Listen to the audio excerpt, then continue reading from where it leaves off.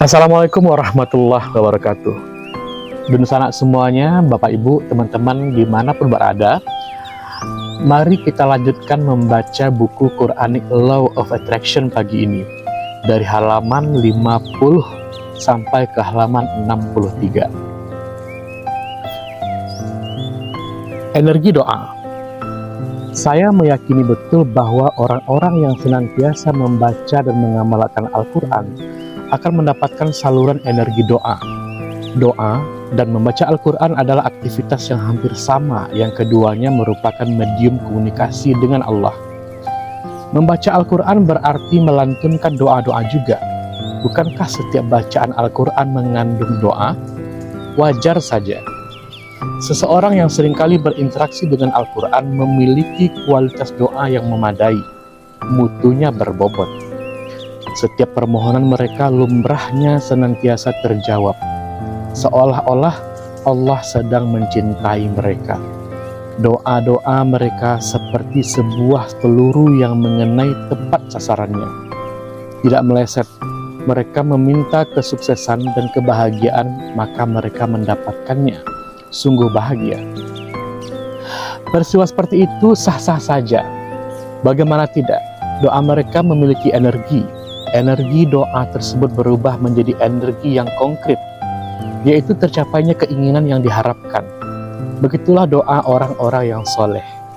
Rasulullah SAW dan para sahabatnya pun seringkali menerima energi doa. Setiap doa mereka selalu diamini Allah Subhanahu wa Ta'ala. Seolah-olah tak ada hijab lagi antara doa mereka dan Allah. Begitu mereka berdoa, saat itu juga Allah langsung memberikan jawabannya. Bagaimana dengan diri kita? Beberapa teman lama pernah menanyakan kepada saya, mengapa doa saya sulit terkabulkan? Padahal saya sudah bersusah payah, bangun di malam hari, berdoa sejadi-jadinya.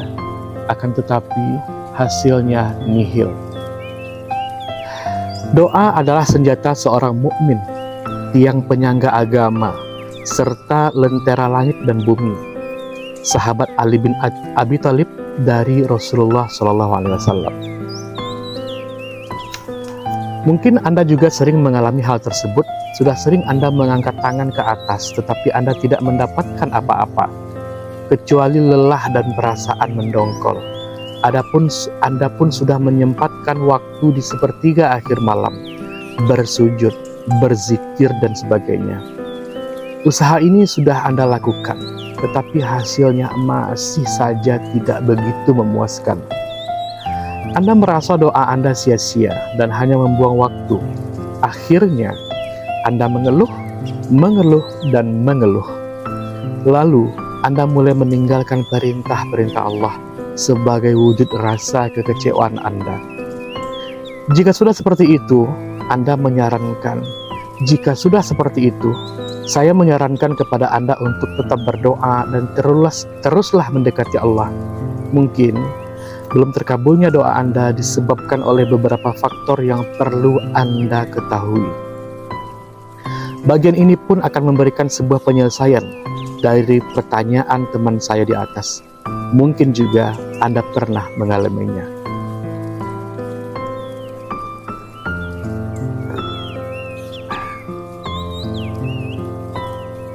Mengapa doa saya tak kunjung dikabulkan? Sebenarnya ada beberapa hal yang perlu kita pahami bersama mengenai tertundanya doa kita. Pertama, kita memang seringkali mengabaikan perintah-perintah Allah. Kedua, Allah menunda permintaan-permintaan kita dan Dia akan mengabulkannya di saat yang tepat. Dan terakhir, yang ketiga, belum seiring dan seiramanya isi hati dan ucapan dalam doa kita. Mari kita telusuri satu demi satu. Pertama, suara lidah tidak sesuai dengan suara hati. Jangan terkejut, sengaja saya memulainya dari penyebab yang ketiga ini. Penyebab inilah yang sering kali kita lupakan. Terkadang kita sudah mengamalkan perintah-perintah Allah, tetapi kita tidak ikhlas. Hal ini menyebabkan isi hati kita atau fokus pikiran kita berbenturan dengan lisan atau ucapan kita. Kita berdoa meminta A, malah yang didapati B. Besar kemungkinan hati kita selalu fokus pada si B. Meskipun kita berdoa berkali-kali secara lisan meminta si A, kita tak jua meraihnya. Suara hati kita lebih condong kepada si B. Hal di atas terkait dengan hukum ketertarikan. Jika perasaan dan hati kita terfokus pada sesuatu yang tidak kita inginkan, niscaya itu akan benar-benar terjadi. Jika kita takut doa kita tidak dikabulkan, besar kemungkinan doa kita terus tertunda, tak kunjung terjawab. Atau ketika kita berdoa meminta kekayaan secara lisan, tetapi hati dan pikiran kita selalu saja membisikkan bahwa kita tidak mungkin menjadi kaya. Pada urutannya, Allah akan merespon apa yang ada dalam pikiran dan perasaan kita. Dia mendengarkan apa yang ada di dalam hati hambanya. Oleh sebab itu, kita perlu mengatur pikiran dan perasaan kita. Sa'id Al-Laham dalam bukunya Fiqhud Doa menuturkan bahwa jika suara lidah sesuai dengan suara hati, Allah akan mengabulkan apa saja yang kita inginkan. Sebaliknya, suara lidah yang berbenturan dengan suara hati menyebabkan doa kita tertunda. Maka penting sekali kita harus hanya terfokus pada suara hati dan suara lisan yang saling bersinergi. Ternyata Allah Subhanahu wa Ta'ala hanya mampu mendengarkan suara hati kita. Perhatikan firman Allah berikut ini. Dan sungguh kami telah menciptakan manusia dan mengetahui apa yang dibisikkan oleh hatinya. Al-Quran surat Qaf, surat ke-50 ayat ke-16. Allah Maha mengetahui apa yang ada dalam lubuk hati kita. Pantas saja jika kita berdoa tanpa mengikutkan kehadiran dan ketulusan hati, doa kita hampa. Doa kita tidak berbobot. Berkali-kali kita mengalunkan kata-kata indah padanya, tetapi suara hati kita tidak seirama dengan kata-kata kita. Sudah dapat diduga, doa kita menjadi sia-sia. Kesimpulannya, sebelum kita berdoa, periksa kembali kejernihan hati ini. Tanyakan dalam hati kita, apa yang sebenarnya kita pinta. Ambil contoh, ketika kita meminta kelimpahan rezeki, sudahkah hati kita turut meminta kepadanya? Atau jangan-jangan hati kita tidak setuju kalau hidup ini menjadi kaya? Dalam hati, dengan menjadi kaya justru menjauhkan diri kita pada Allah.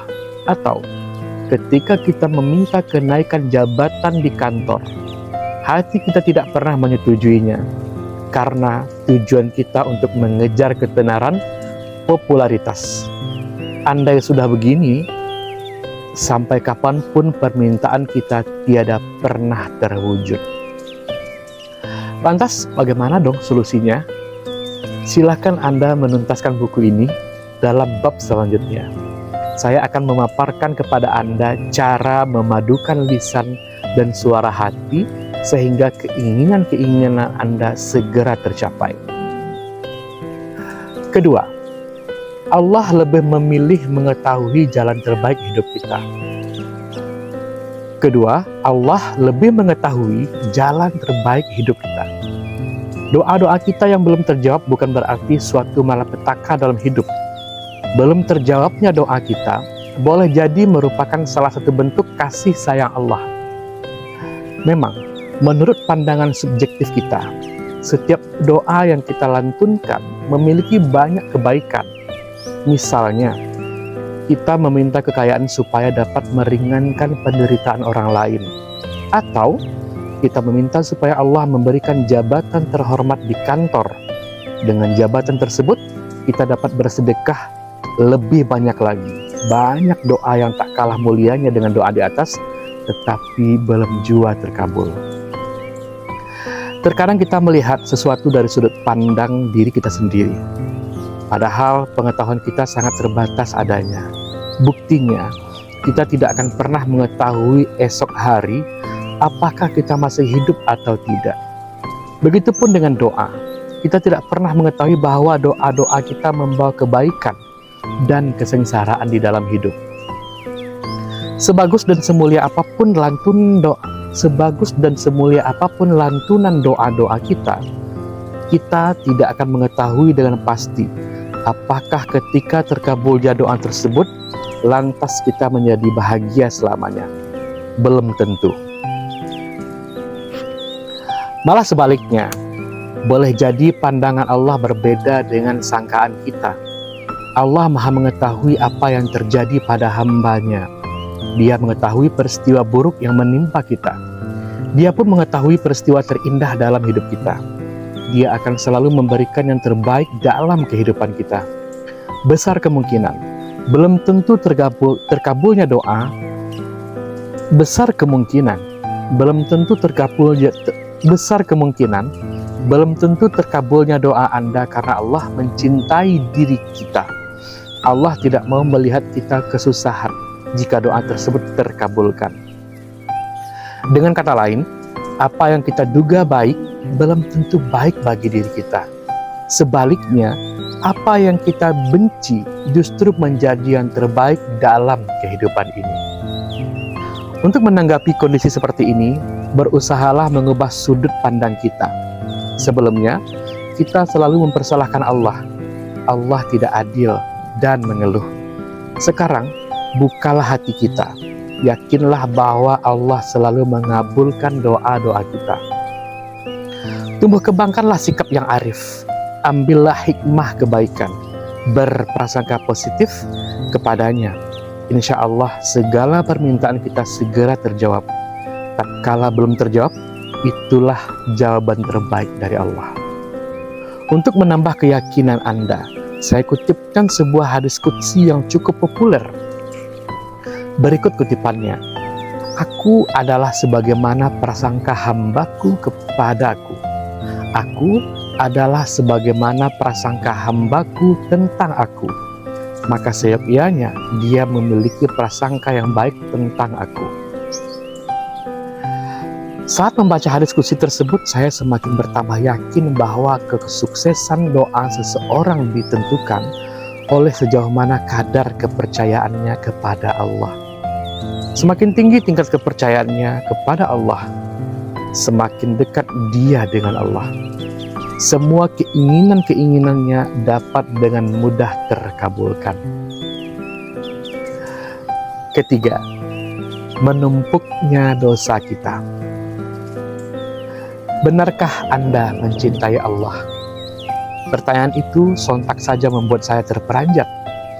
Baru pertama kali saya berkenalan dengan seorang teman yang langsung menanyakan kecintaan saya kepada Sang Pencipta. Apa maksud teman saya ini?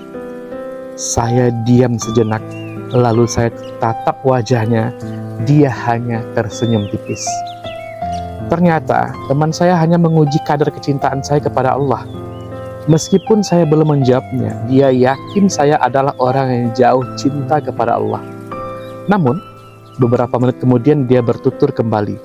Katanya, banyak orang mengaku cinta kepada Allah, padahal mereka berbohong.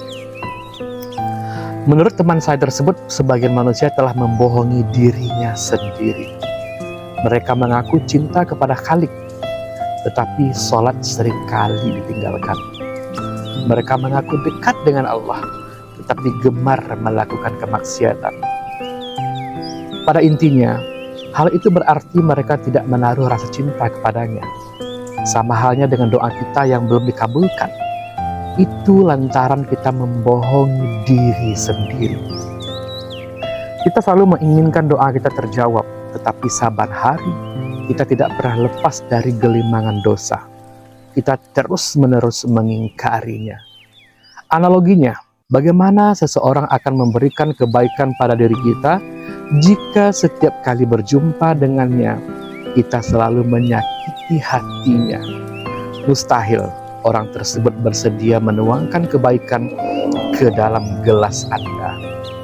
Justru, ia akan menjauh.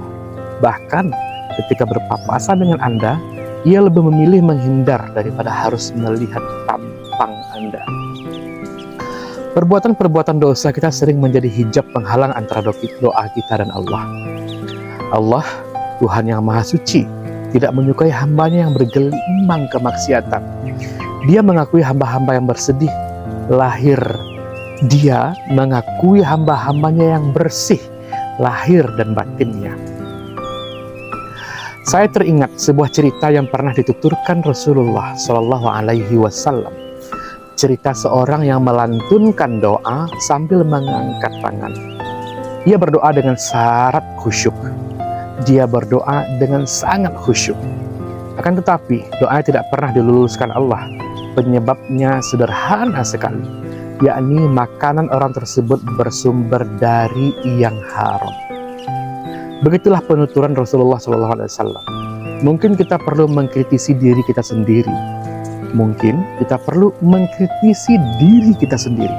Tanyakan dalam diri kita, bagaimana Allah menerima permintaan seorang hamba kalau ia selalu menyantap makanan-makanan yang haram. Sucikanlah diri Anda ketika Anda bersujud di hadapannya. Sebelum Anda memulai berdoa, periksalah perilaku Anda. Tengok diri Anda. Periksalah perilaku Anda. Tengok diri Anda. Tanyakan dalam lubuk hati terdalam, sucikah hati saya? Dengan begitu, kita telah mulai melakukan pendekatan kepadanya dengan cara yang benar. Dalam Sahih Muslim, Rasulullah SAW bersabda, seorang hamba akan selalu dikabulkan doanya oleh Allah selagi ia tidak berdoa dengan sesuatu yang berdosa, memutus silaturahim, dan tergesa-gesa. Dalam Sahih Muslim, Rasulullah SAW bersabda, seorang hamba akan selalu dikabulkan doanya oleh Allah selagi ia tidak berdoa dengan sesuatu yang berdosa, memutus silaturahim, dan tergesa-gesa.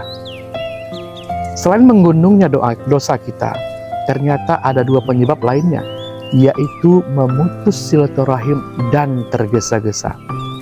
Yang terakhir ini mengusik hati saya. Coba perhatikan kata-kata terakhir, tergesa-gesa. Rasulullah SAW kembali bertutur, orang yang tergesa-gesa adalah mereka yang mengatakan, saya berdoa kepada Allah tapi tidak dikabulkan. Kemudian ia mengeluh karenanya dan berhenti untuk berdoa. Astagfirullah. Saya kembali terhenyak. Ternyata selama ini sebagian di antara doa kita sudah ditolak mentah-mentah oleh Allah. Sudah sering saya mendengarkan orang yang mengeluhkan doanya yang tidak juga datang menghampiri. Jadi, saya menyarankan jalan terbaik yaitu mengurutkan terlebih dahulu apa saja faktor yang menyebabkan doa kita terkabulkan. Pahami tata cara berdoa. Lalu mulailah berdoa sesuai dengan tuntunan Allah Subhanahu wa Ta'ala. Buku ini akan memberikan panduan jiwa dan raga Anda dalam meminta keinginan-keinginan Anda kepadanya. Buku ini memandu Anda untuk berdoa yang kita berprasangka baik, berpeluang akan diijabah olehnya, insya Allah. Terima kasih, semoga bermanfaat. Assalamualaikum warahmatullahi wabarakatuh.